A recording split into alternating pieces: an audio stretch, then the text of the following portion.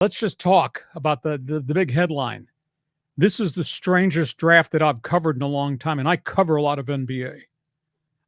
Nobody knows who the number one pick is because one of the number one picks has not worked out for anybody, and that's shocking. The two players atop the draft board are players from France. Atlanta, which has the number one pick, is going to take one of them. It may be Zach Rishatcher, a 6'7" shooting forward from France, averaged 15.7 rebounds a game last year in the EuroLeague. It might be Alex Sarr, 7'1" center from France who played last year in Perth, Australia, 9.8 rebounds a game as a teenager playing against men. The thing is that Sarr has not worked out for Atlanta and not even met with Atlanta, even though Atlanta wanted him to come and visit. So that's intriguing in that Atlanta says it's keeping the pick, not revealing who they're going to take, but one of the big names has not shown up. Washington is going to pick second. The general consensus is Atlanta is going to wind up taking Rishatcher from France at number one. Would the Wizards take the 7'1" center Sarr without full disclosure? They got video on him. They got scouting reports playing in Perth. Did not meet with him.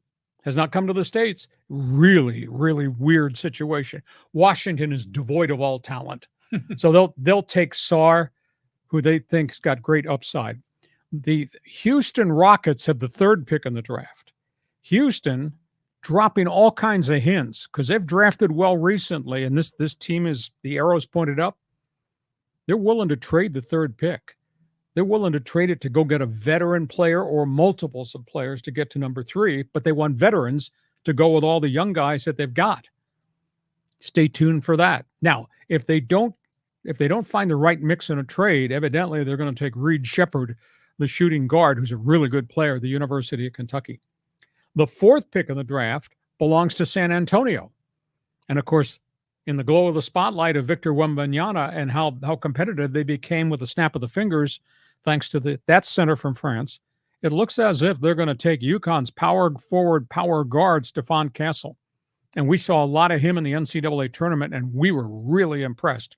It looks like he's going to go there. Nobody, for some reason, is talking very much about Donovan Clingham, the star center from UConn. Oh, yeah.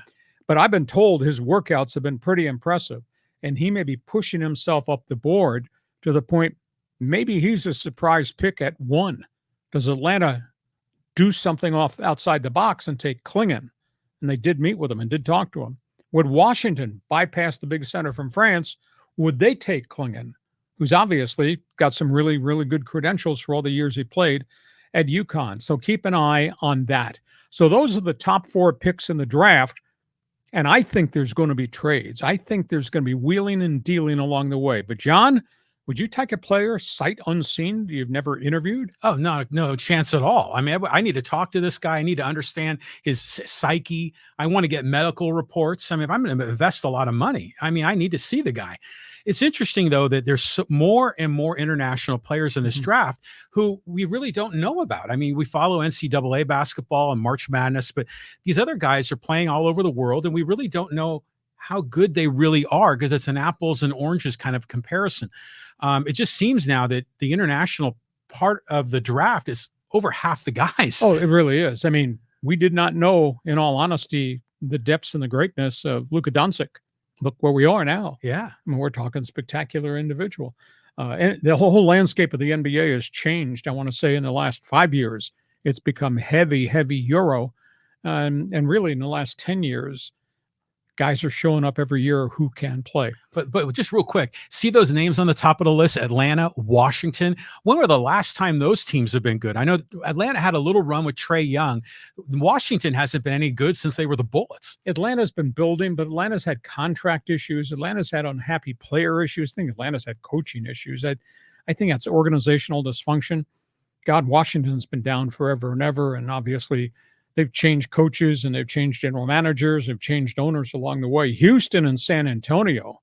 I don't like the weather in Texas, but I like the basketball in Texas. The Rockets and the Spurs, arrows are really pointed up. Okay, that's topic one. Those are the top four picks in the draft. I think there's going to be some trades there.